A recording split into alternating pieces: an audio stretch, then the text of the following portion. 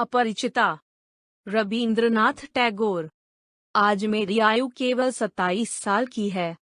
यह जीवन न दीर्घता के हिसाब से बड़ा है, न गुण के हिसाब से, तो भी इसका एक विशेष मूल्य है। यह उस फूल के समान है जिसके वृक्ष पर भ्रमर आ बैठा हो और उसी पदक्षेप के इतिहास ने उसके जीवन के फल में गुठली का सा रूप धारण कर लिया हो। वह इतिहास आकार में छोटा है, उसे छोटा करके ही लिखूंगा।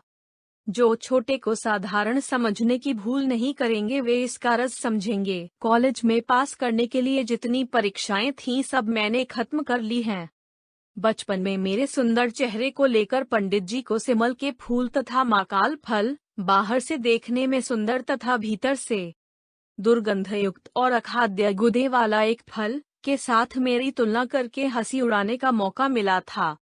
तब मुझे इससे बड़ी लज्जा लगती थी, किंतु बड़े होने पर सोचता रहा हूँ कि यदि पुनर्जन्म हो तो मेरे मुख पर सुरूप और पंडित जी के मुख पर विद्रूप इसी प्रकार प्रकट हो। एक दिन था जब मेरे पिता गरीब थे। वकालत करके उन्होंने बहुत सा रुपया कमाया। भोग करने का उन्हें पल भर भी समय नहीं मिला। मृत्यु के समय उन्होंने जो लंबी सांस ली थी वही उनका पहला अवकाश था। उस समय मेरी अवस्था कम थी। माँ के ही हाथों मेरा लालन पालन हुआ। माँ गरीब घर की बेटी थीं, हम धनी थे यह बात न तो वे भूलती और न मुझे भूलने देती। बचपन में मैं सदा गोद में ही रहा। शायद इसीलिए मैं अंत तक पूरी तौर पर वयस्क ही नहीं हुआ। आज ही मुझे देखने पर लगेगा जैसे मैं अन्नपूर्णा की गोद में गजानन का छोटा भाई हूँ। मेरे असली अभिभावक थे मेरे मामा। वे मुझसे मुश्किल से 6 वर्ष बड़े होंगे, किंतु फल्गु की रेती की तरह उन्होंने हमारे सारे परिवार को अपने हृदय में सोख लिया था। उन्हें खोदे बिना इस परिवार का एक भी बूंद रस पाने का कोई उपाय नहीं। इसी कारण मुझे किसी भी वस्तु के लिए कोई चिंता नहीं करनी पड़ती। हर कन्या के पिता स्वीकार करेंगे कि मैं सत्पात्र हूँ। हुक्का तक नहीं पीता। भला आदमी होने में कोई झंझट नहीं है। मैं नितांत भला मानस हूँ। माता का आदेश मानकर चलने की क्षमता मुझ में है, वस्तुत न मानने की क्षमता मुझ में नहीं है। मैं अपने को अंतपुर के शासनानुसार चलने के योग्य ही बना सका हूँ। यदि कोई कन्या स्वयंवरा हो तो इन सुलक्षणों को याद रखे।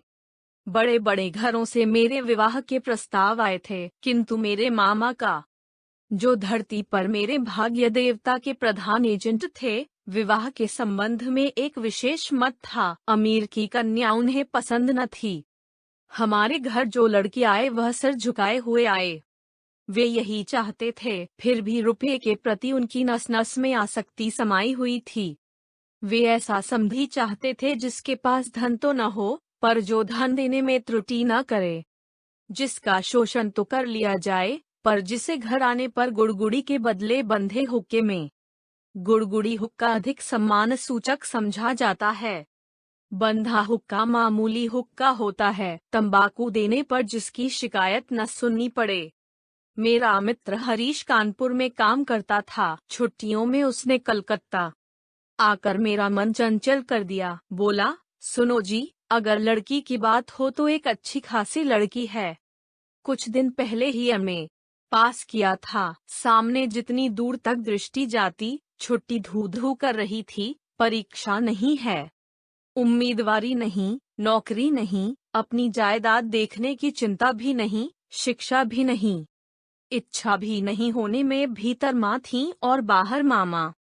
इस अवकाश की मरुभूमि में मेरा हृदय उस समय विश्वव्यापी नारी रूप की मरीचिका देख रहा था।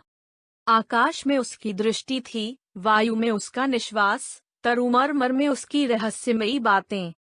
ऐसे में ही हरीश आकर बोला, अगर लड़की की बात हो तो। मेरा तन मन वसंत वायु से दोलायित बकुल वन की नवपल्लव राशि की भांति धूप छांग का पट बुनने लगा। हरीश आदमी था रसिक, रसुंडेल कर वर्णन करने की उसमें शक्ति थी, और मेरा मन था तृषात। मैंने हरीश से कहा, एक बार मामा से बात चलाकर देखो। बैठक जमाने में हरीश अद्वितीय था। इससे सर्वत्र उसकी खातिर होती थी। मामा भी उसे पाकर छोड़ना नहीं चाहते थे। बात उनकी बैठक में चली। लड़की की अपेक्षा लड़की के पिता की जानकारी ही उनके लिए महत्वपूर्ण थी। पिता की अवस्था वे जैसी चाहते थे वैसी ही थी। किसी जमाने में उनके वंश में लक्ष्मी का मंगल घट भरा रहता था। इस समय उसे शून्य ही समझो, फिर भी तले में थोड़ा बहुत बाकी था। अपने प्रांत में वंश मर्यादा की रक्षा करके चलना सहज न समझकर वे पश्चिम में जाकर वास कर रहे थे। वहां गरीब गृहस्थ की ही भांति रहते थे।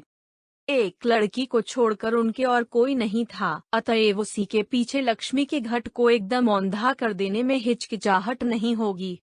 यह सब तो सुंदर था, किंतु लड़की की आयु 15 की है, यह सुनकर मामा का मन भारी हो गया। वंश में तो कोई दोष नहीं है? नहीं, कोई दोष नहीं। पिता अपनी कन्या के योग्य वर कहीं भी न खोज पाए। एक तो वर की हाट में महंगाई थी, तिस पर धनुष भंग की शर्त। बाप सब्र किए बैठे हैं, किंतु कन्या की आयु सब्र नहीं करती। जो हो, हरीश की सरस रचना में गुण था। मामा का मन नरम पड़ गया। विवाह का भूमिका भाग निर्विघ्न पूरा हो गया। कलकत्ता के बाहर बाकी जितनी दुनिया है, सबको मामा अंडमान द्वीप के अंतर्गत ही समझते थे। जीवन में एक बार विशेष काम से वे कोन्नगर तक गए थे। मामा यदि मनु होते तो वे अपनी संहिता में हावड़ा के पुल को पार करने का एकदम निषेध कर देते। मन में इच्छा थी खुद जाकर लड़की देख आऊं, पर प्रस्ताव करने का साहस न कर सका। कन्या को आशीर्वाद देने, बंगालियों में विवाह पक्का करने के लिए एक रस्म होती है, जिसमें वर पक्ष के लोग कन्या को और कन्या पक्ष के लोग वर को आशीर्वाद देकर कोई आभूषण दे जाते हैं। डंडा जिनको भेजा गया वे हमारे विनु दादा थे, मेरे फुफेरे भाई। उनके मत, रुचि एवं दक्षता पर मैं 16 आने निर्भर कर सकता था। लौटकर विनु दादा ने कहा, बुरी नहीं है जी, असली सोना है। विनु दादा की भाषा अत्यंत संयत थी। जहाँ हम कहते थे अपूर्व, वहाँ वे कहते काम चलाऊ। अतएव मैं समझा मेरे भाग्य में पंचशर का प्रजापति से कोई विरोध नहीं है। कहना व्यर्थ है, विवाह के उपलक्ष्य में कन्या पक्ष को ही कलकत्ता आना पड़ा। कन्या के पिता शंभूनाथ बाबू हरीश पर कितना विश्वास करते थे, इसका प्रमाण यह था कि विवाह के 3 दिन पहले उन्होंने मुझे पहली बार देखा और आशीर्वाद की रस्म पूरी कर गए। उनकी अवस्था 40 के ही आसपास होगी। बाल काले थे, मूंछों का पकना अभी प्रारंभ ही हुआ था। रूपवान थे, भीड़ में देखने पर सबसे पहले उन्हीं पर नजर पड़ने लायक उनका चेहरा था। आशा करता हूँ कि मुझे देखकर वे खुश हुए। समझना कठिन था, क्योंकि वे अल्पभाषी थे। जो एक आध बात कहते भी थे उसे मानो पूरा जोर देकर नहीं कहते थे। इस बीच मामा का मुहाबाध गति से चल रहा था। धन में, मान में हमारा स्थान शहर में किसी से कम नहीं था। वे नाना प्रकार से इसी का प्रचार कर रहे थे। शंभूनाथ बाबू ने इस बात में बिल्कुल योग नहीं दिया। किसी भी प्रसंग में कोई हाँ या हूँ तक नहीं सुनाई पड़ी। मैं होता तो निरुत्साहित हो जाता, किंतु मामा को हतोत्साहित करना कठिन था। उन्होंने शंभूनाथ बाबू का शांत स्वभाव देखकर सोचा कि आदमी बिल्कुल निर्जीव है, तनिक भी तेज नहीं। समधियों में और जो हो, तेज भाव होना पाप है। अतएव मन ही मन मामा खुश हुए। शंभूनाथ बाबू जब उठे तो मामा ने संक्षेप में ऊपर से ही उनको विदा कर दिया। गाड़ी में बिठाने नहीं गए। दहेज के संबंध में दोनों पक्षों में बात पक्की हो गई थी। मामा अपने को असाधारण चतुर समझकर गर्व करते थे। बातचीत में वे कहीं भी कोई छिद्र न छोड़ते। रुपये की संख्या तो निश्चित थी ही, ऊपर से गहना कितने भरे सोना किस दर का होगा, यह भी एकदम तय हो गया था। मैं स्वयं इन बातों में नहीं था, न जानता ही था कि क्या लेन देन निश्चित हुआ है। मैं जानता था कि यह स्थूल भाग ही विवाह का एक प्रधान अंग है। एवं उस अंश का भार जिनके ऊपर है वे एक कौड़ी भी नहीं ठगाएंगे। वस्तुत अत्यंत चतुर व्यक्ति के रूप में मामा हमारे सारे परिवार में गर्व की प्रधान वस्तु थे। जहाँ कहीं भी हमारा कोई संबंध हो, पर्वती बुधदी की लड़ाई में जीतेंगे, यह बिल्कुल पक्की बात थी। इसलिए हमारे यहाँ कभी न रहने पर भी एवं दूसरे पक्ष में कठिन अभाव होते हुए भी हम जीतेंगे। हमारे परिवार की जिद थी इसमें, चाहे कोई बचे या मरे। हल्दी चढ़ाने की रस्म बड़ी धूमधाम से हुई। ढोने वाले इतने थे कि उनकी संख्या का हिसाब रखने के लिए क्लार्क रखना पड़ता। उनको विदा करने में अवर पक्ष का जो नाकोदम होगा उसका स्मरण करके मामा के साथ स्वर मिलाकर माँ खूब हंसी। बैंड, शहनाई, फैंसी कॉन्सर्ट आदि जहाँ जितने प्रकार की जोरदार आवाजें थीं, सबको एक साथ मिलाकर बर्बर कोलाहल रूपी मस्त हाथी द्वारा संगीत सरस्वती के परविंग को दलित विदलित करता हुआ मैं विवाह के घर में जा पहुंचा। अंगूठी, हार, जरी, जवाहरात से मेरा शरीर ऐसा लग रहा था जैसे गहने की दुकान नीलाम पर चढ़ी हो। उनके भावी जमाता का मूल्य कितना था यह जैसे कुछ मात्रा में सर्वांग में स्पष्ट रूप से लिखकर भावी ससुर के साथ मुकाबला करने चला था। मामा विवाह के घर पहुंचकर प्रसन्न नहीं हुए। एक तो आंगन में बारातियों के बैठने के लायक जगह नहीं थी, तिस पर संपूर्ण आयोजन एकदम साधारण ढंग का था। ऊपर से शंभूनाथ बाबू का व्यवहार भी निहायत ठंडा था।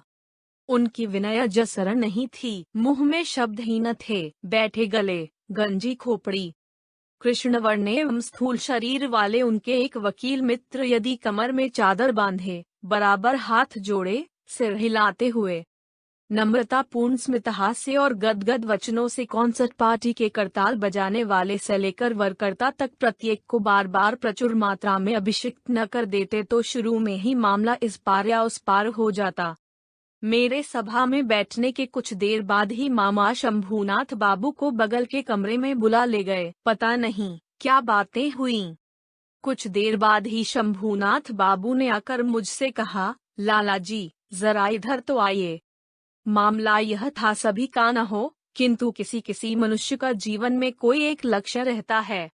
मामा का एकमात्र लक्ष्य था वे किसी भी प्रकार किसी से ठगे नहीं जाएंगे। उन्हें डर था कि उनके समधी उन्हें गहनों में धोखा दे सकते हैं। विवाह कार्य समाप्त हो जाने पर उस धोखे का कोई प्रतिकार न हो सकेगा। घर किराया, सौगात, लोगों की विदाई आदि के विषय में जिस प्रकार की खींचातानी का परिचय मिला उससे मामा ने निश्चय किया था, लेने देने के संबंध में इस आदमी की केवल जबानी बात पर निर्भर रहने से काम न चलेगा।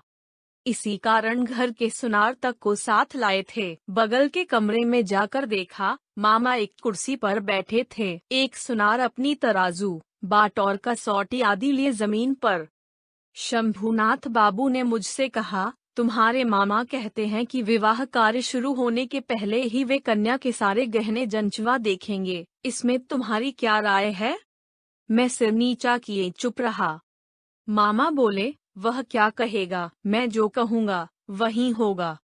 शंभूनाथ बाबू ने मेरी ओर देखकर कहा, तो फिर यही तय रहा, ये जो कहेंगे वही होगा। इस संबंध में तुम्हें कुछ नहीं कहना है? मैंने जरा गर्दन हिलाकर इशारे से बताया, इन सब बातों में मेरा बिल्कुल भी अधिकार नहीं है। अच्छा तो बैठो, लड़की के शरीर से सारा गहना उतार कर लाता हूँ। यह कहते हुए वे उठे। मामा बोले, अनुपम यहाँ क्या करेगा? वह सभा में जाकर बैठे। शंभूनाथ बोले, नहीं, सभा में नहीं, यहीं बैठना होगा। कुछ देर बाद उन्होंने एक अंगोछे में बंधे गहने लाकर चौकी के ऊपर बिछा दिए। सारे गहने उनकी पितामही के जमाने के थे, न फैशन का बारीक काम न था, जैसा मोटा था वैसा ही भारी था। सुनार ने हाथ में गहने उठाकर कहा, इन्हें क्या देखूं, इसमें कोई मिलावट नहीं है, ऐसे सोने का आजकल व्यवहार ही नहीं होता। यह कहते हुए उसने मकर के मुंह वाला मोटा एक बाला कुछ दबाकर दिखाया, वह टेढ़ा हो जाता था। मामा ने उसी समय नोटबुक में गहनों की सूची बना ली, कहीं जो दिखाया गया था उसमें से कुछ कम न हो जाए। हिसाब करके देखा, गहना जिस मात्रा में देने की बात थी, इनकी संख्या दर एवं तोल उससे अधिक थी। गहनों में एक जोड़ा ईयररिंग था। शंभूनाथ ने उसको सुनार के हाथ में देकर कहा, जरा इसकी परीक्षा करके देखो। सुनार ने कहा, यह विलायती माल है, इसमें सोने का हिस्सा मामूली ही है। शंभू बाबू ने ईयररिंग जोड़ी मामा के हाथ में देते हुए कहा, इसे आप ही रखें। मामा ने उसे हाथ में लेकर देखा, यही ईयररिंग कन्या को देकर उन्होंने आशीर्वाद की रस्म पूरी की थी। मामा का चेहरा लाल हो उठा, दरिद्र उनको ठगना चाहेगा, किंतु वे ठगे नहीं जाएंगे, इस आनंद प्राप्ति से वंचित रह गए। एवं इसके अतिरिक्त कुछ ऊपरी प्राप्ति भी हुई। मुंह अत्यंत भारी करके बोले, अनुपम, जाओ तुम सभा में जाकर बैठो। शंभूनाथ बाबू बोले, नहीं, अब सभा में बैठना नहीं होगा, चलिए पहले आप लोगों को खिला दूं। मामा बोले, यह क्या कह रहे हैं? लग्न। शंभूनाथ बाबू ने कहा, उसके लिए चिंता न करें, अभी उठिए। आदमी निहायत भला मानस था, किंतु अंदर से कुछ ज्यादा हठी प्रतीत हुआ। मामा को उठना पड़ा। बारातियों का भी भोजन हो गया। आयोजन में आडंबर नहीं था, किंतु रसोई अच्छी बनी थी और सब कुछ साफ सुथरा, इससे सभी तृप्त हो गए। बारातियों का भोजन समाप्त होने पर शंभूनाथ बाबू ने मुझसे खाने को कहा। मामा ने कहा, यह क्या कह रहे हैं? विवाह के पहले वर कैसे भोजन करेगा? इस संबंध में वे मामा के व्यक्त किए मत की पूर्ण उपेक्षा करके मेरी ओर देखकर बोले, तुम क्या कहते हो? भोजन के लिए बैठने में कोई दोष है? मूर्तिमती मातृ आज्ञा स्वरूप मामा उपस्थित थे। उनके विरुद्ध चलना मेरे लिए असंभव था। मैं भोजन के लिए न बैठ सका।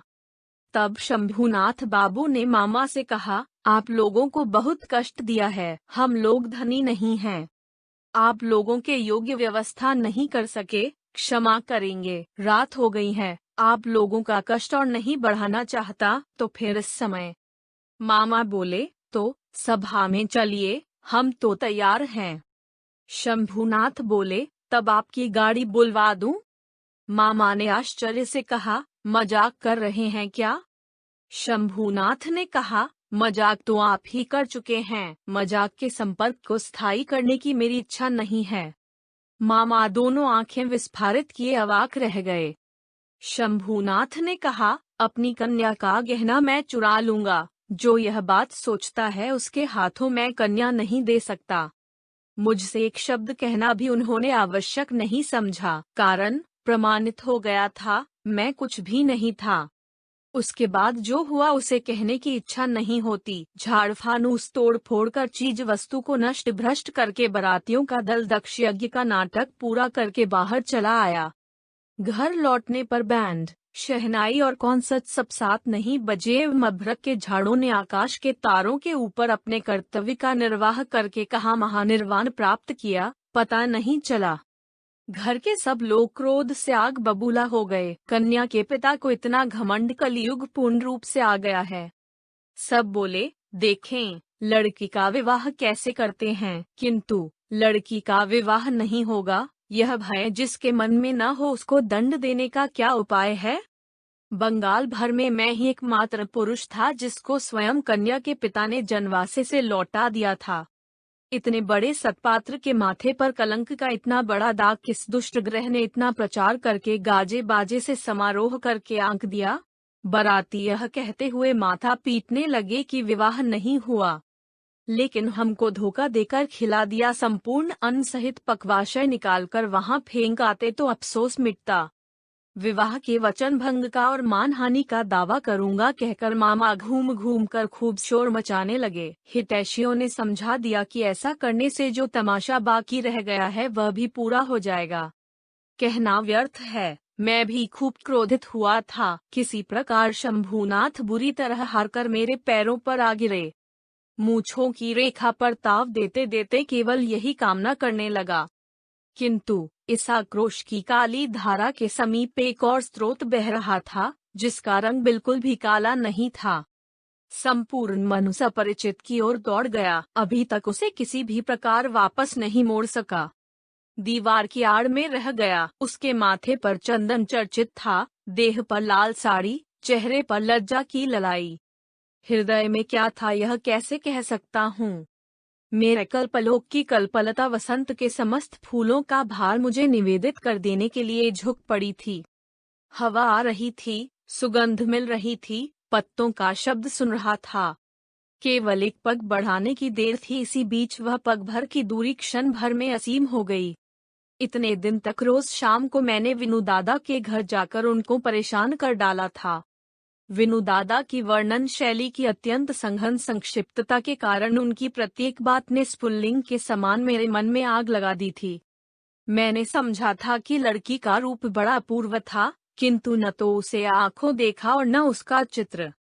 सब कुछ अस्पष्ट रह गया। बाहर तो उसने पकड़ दी ही नहीं, उसे मन में भी न ला सका। इसी कारण भूत के समान दीर्घ निश्वास लेकर मन उस दिन की उस विवाह सभा की दीवार के बाहर चक्कर काटने लगा। हरीश से सुना, लड़की को मेरा फोटोग्राफ दिखाया गया था। पसंद अवश्य किया होगा, न करने का तो कोई कारण ही न था। मेरा मन कहता है वह चित्र उसने किसी बक्स में छिपा रखा है। कमरे का दरवाजा बंद करके अकेली किसी निर्जन दोपहरी में क्या वह उसे खोलकर न देखती होगी? जब झुककर देखती होगी तब चित्र के ऊपर क्या उसके मुख के दोनों ओर से खुले बाल आकर नहीं पड़ते होंगे? अकस्मात बाहर किसी के पैर की आहट पाते ही क्या वह झटपट अपने सुगंधित अंचल में चित्र को छिपा न लेती होगी? दिन बीत जाते हैं, 1 वर्ष बीत गया। मामा तो लज्जा के मारे विवाह संबंध की बात ही न छेड़ पाते। माँ की इच्छा थी, मेरे अपमान की बात जब समाज के लोग भूल जाएंगे तब विवाह का प्रयत्न करेंगी। दूसरी ओर मैंने सुना कि शायद उस लड़की को अच्छा वर मिल गया है, किंतु उसने प्रण किया है कि विवाह नहीं करेगी। सुनकर मन आनंद के आवेश से भर गया। मैं कल्पना में देखने लगा, वह अच्छी तरह खाती नहीं, संध्या हो जाती है, वह बाल बांधना भूल जाती है। उसके पिता उसके मुंह की ओर देखते हैं और सोचते हैं, मेरी लड़की दिनोंदिन ऐसी क्यों होती जा रही है।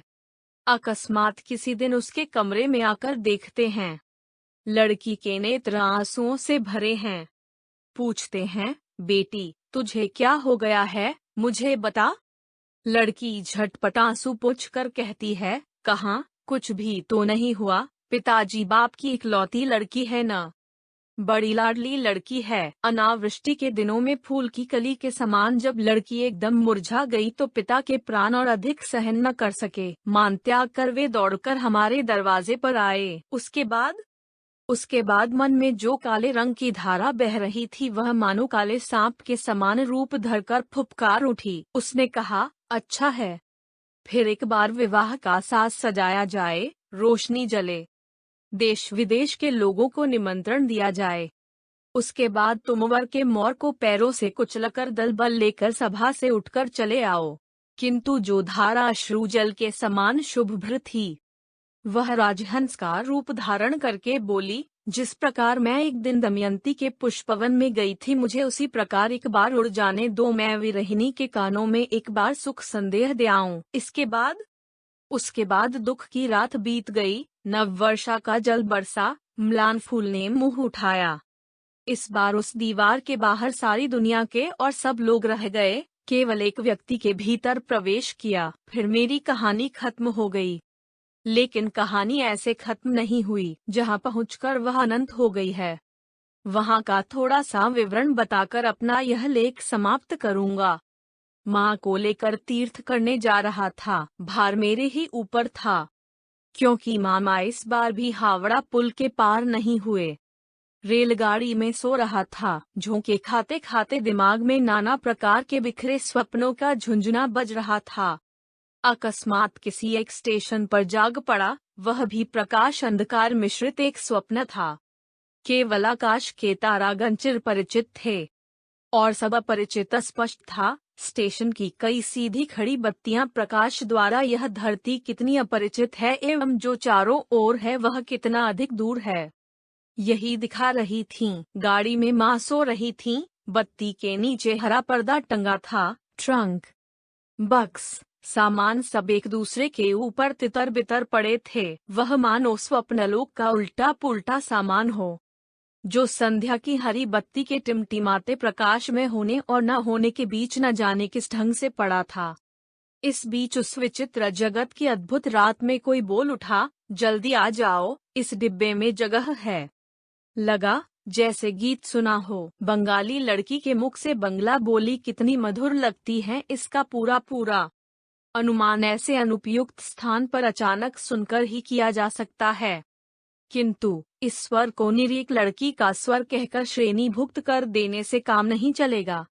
यह किसी अन्य व्यक्ति का स्वर था। सुनते ही मन कह उठता है, ऐसा तो पहले कभी नहीं सुना।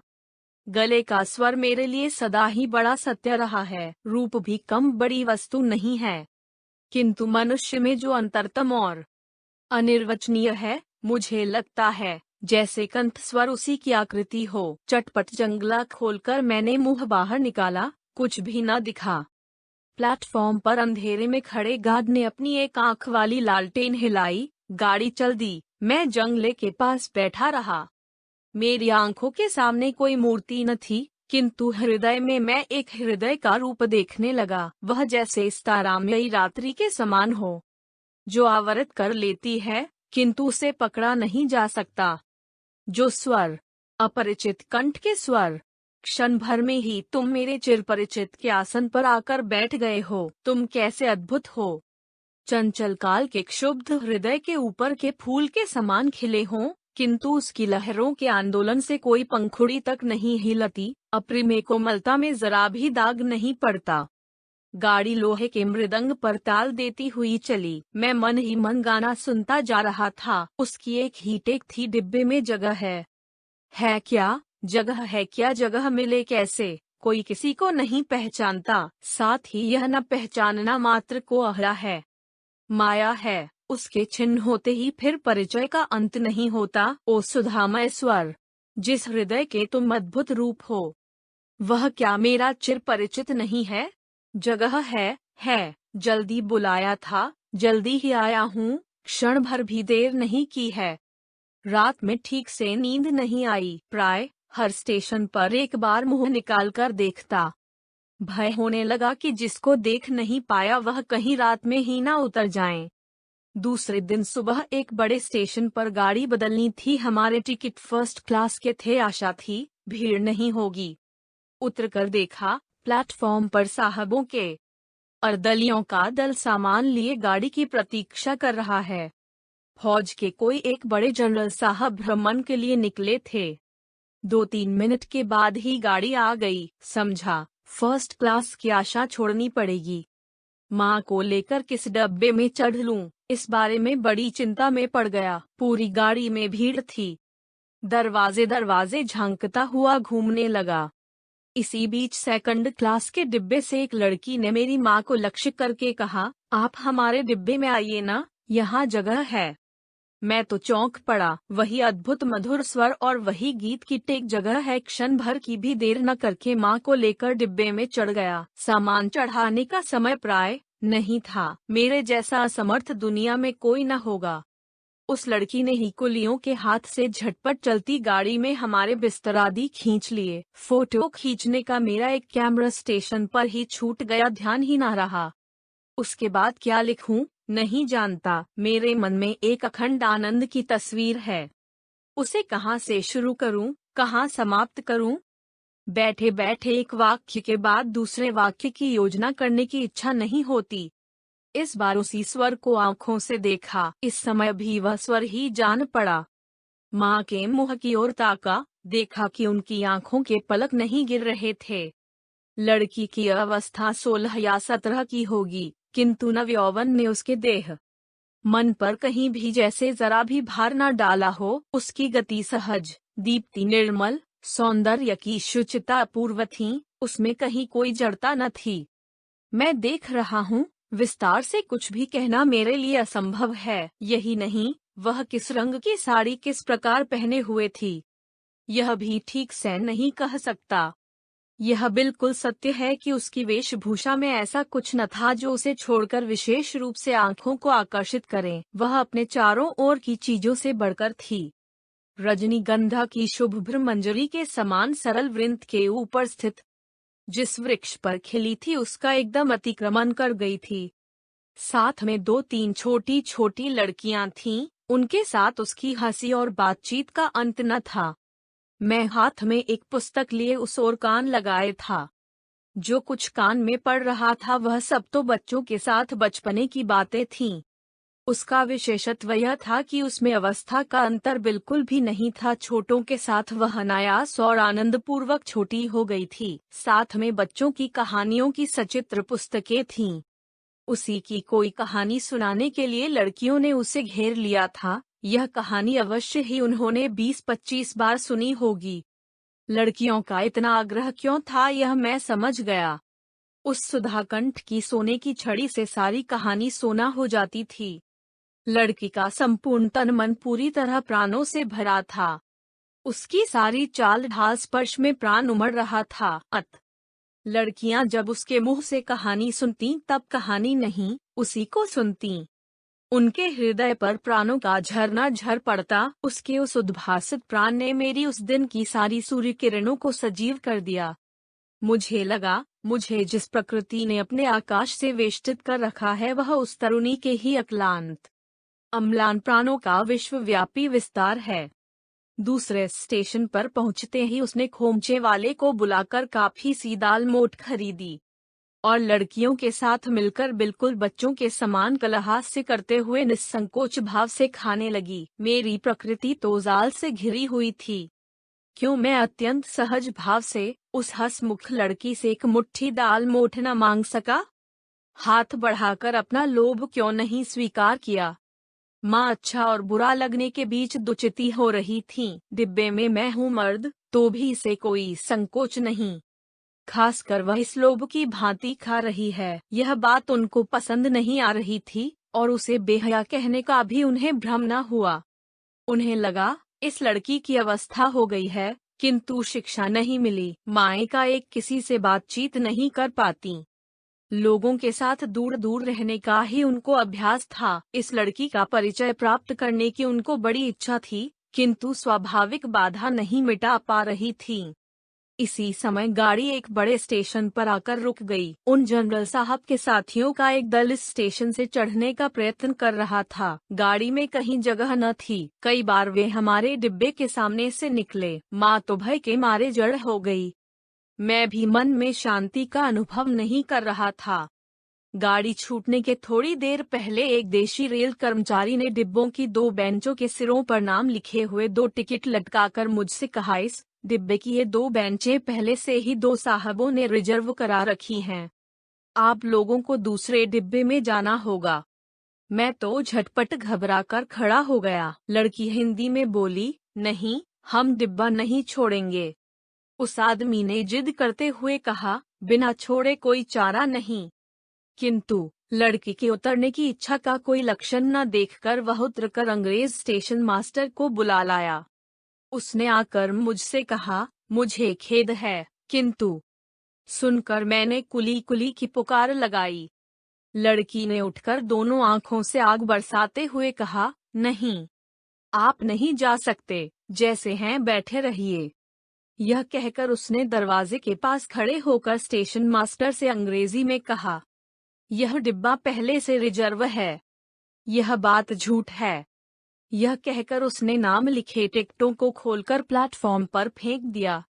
इस बीच में वर्दी पहने साहब अर्दली के साथ दरवाजे के पास आकर खड़ा हो गया था।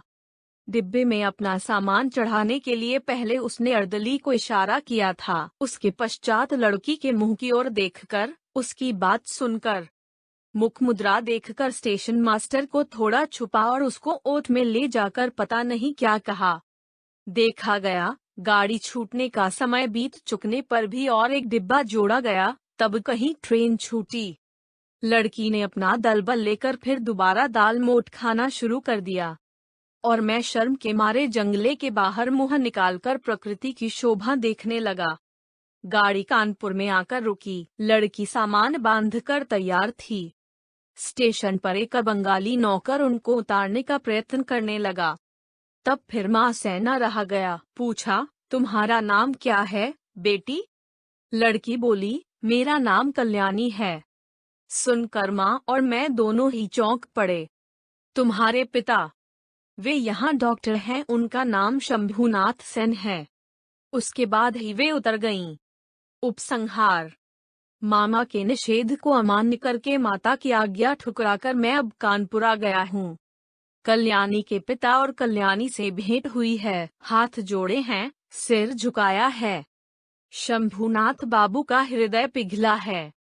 कल्याणी कहती है, मैं विवाह नहीं करूंगी। मैंने पूछा, क्यों? उसने कहा, मातृ आज्ञा। जब हो गया। इस ओर भी मातुल हैं क्या? बाद में समझा, मातृभूमि है। वह संबंध टूट जाने के बाद से कल्याणी ने लड़कियों को शिक्षा देने का व्रत ग्रहण कर लिया है।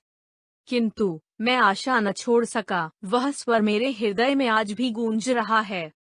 वह मानो कोई उस पार की वंशी हो, मेरी दुनिया के बाहर से आई थी। मुझे सारे जगत के बाहर बुला रही थी, और वह जो रात के अंधकार में मेरे कान में पड़ा था, जगह है।